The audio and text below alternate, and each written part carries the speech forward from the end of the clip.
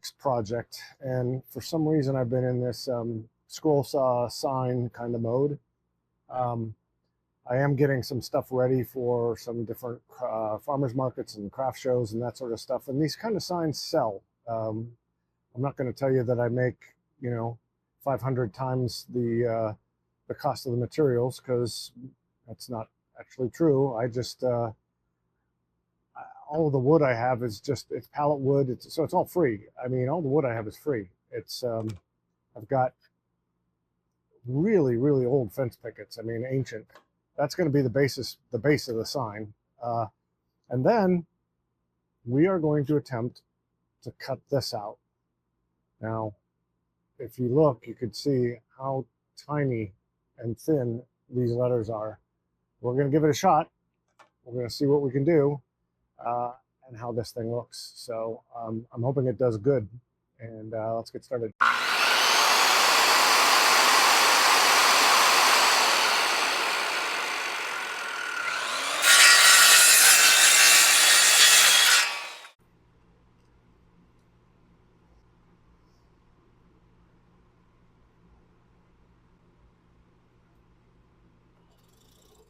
As usual, we're going to go ahead and do all of the insides of each of the letters first, and then we're going to work on the outside.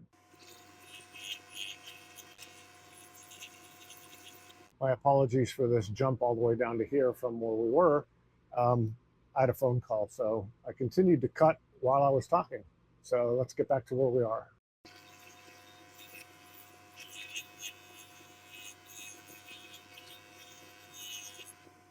One thing you want to do when you're cutting these very small letters, and I shouldn't say small, thin. These things are awfully thin. I'm using a harder wood on this, and I'm also going to make sure that I cut and not go right up to the line.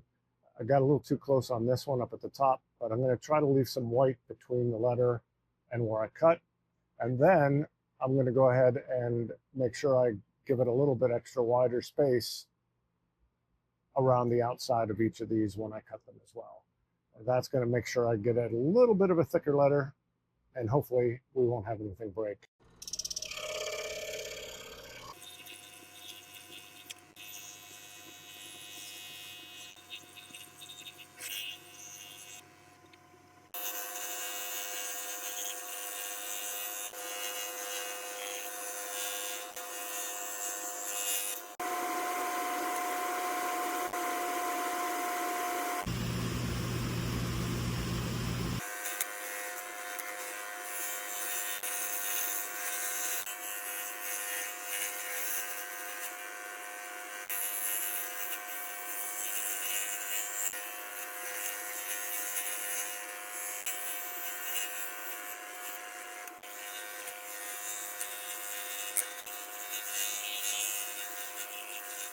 All right, so I've got all of the letters cut out.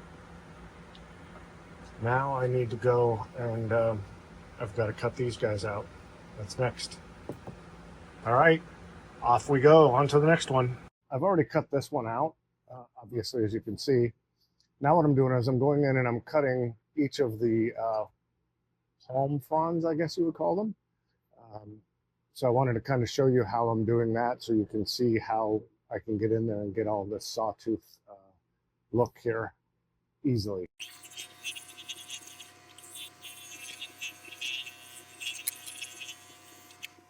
So hopefully you can see that. What I've done is I've made an opening right here below each of these V-shaped areas. And it's going to be pretty simple now to just go in and cut each of the V's out.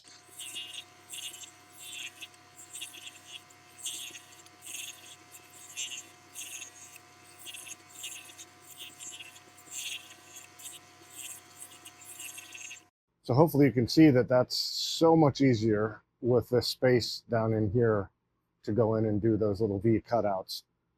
A lot simpler. I've got the boards all kind of sanded down. I've did a slight little chamfer on the edges just with a block plane, just to kind of soften the edge a little bit. And now I'm going to dry brush some white paint along with some paint that's called buttermilk. It's just like a lightish yellow, not even yellow. Looks like buttermilk icing, best way to put it. And I know I can relate to food items, so that works for me. Let me go ahead and I'll get my camera set up so that you guys can see this. Okay, here we go. I'm just going to dip into this, mix up that white and that buttermilk, and just load up my brush a little bit here. And now it's just going to be a matter of doing this. And I'm just going to wipe across here like so.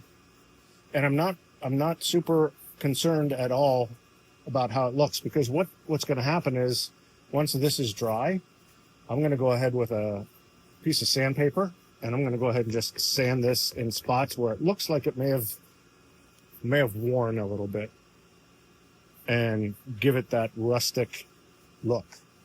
I know dry brushing is one of those techniques that's a little bit scary if you've never done it, because you end up putting up, like here, I got too much paint there, but so what?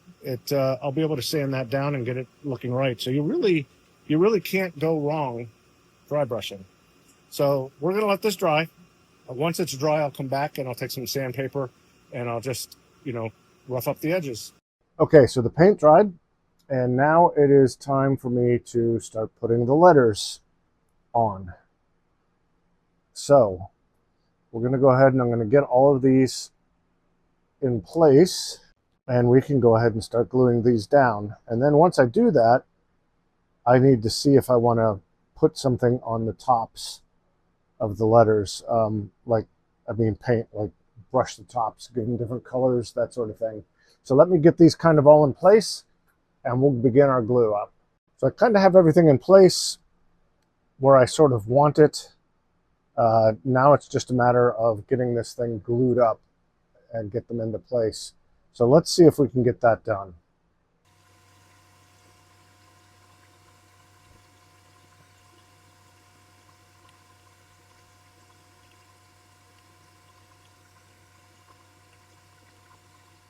Not too bad. I got that first row done and glued into place.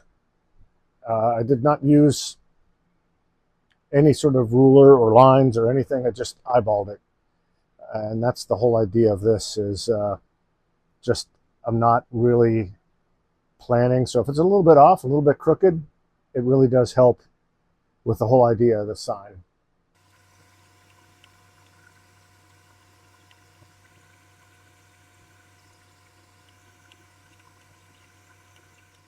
Now let's see where we want these. I kind of like the hole to stay. So maybe this is going to go way up here,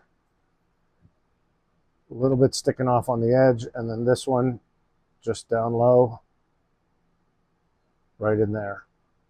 And I think that ought to do the trick. Perfect. I think that is going to be great. I do think I need to put color here on top of these letters because they do kind of blend in right with this background. And I'm also thinking I may just use different colors for on here. Each letter, because the letters are all different fonts, I think I may also do the letters in different colors as well. What do you think? Let's see what we want. Let's see what we do here. So I have colors out, as you can probably see.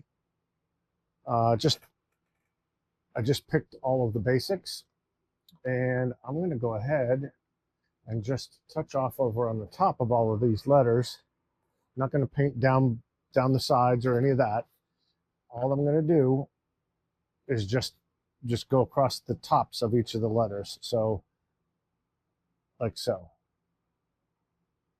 And just so that each letter is going to be a different color.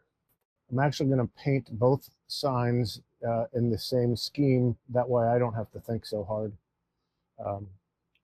Just start putting the colors on them and just see what they look like. This one's called Copper.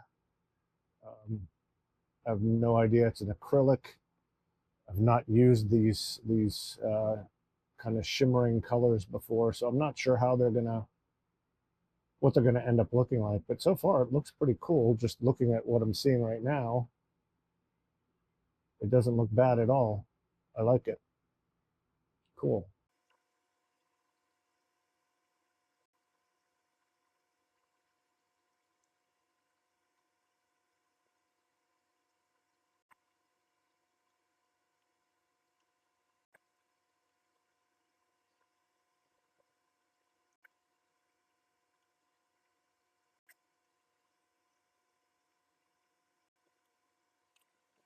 I am more than happy with how these things turned out.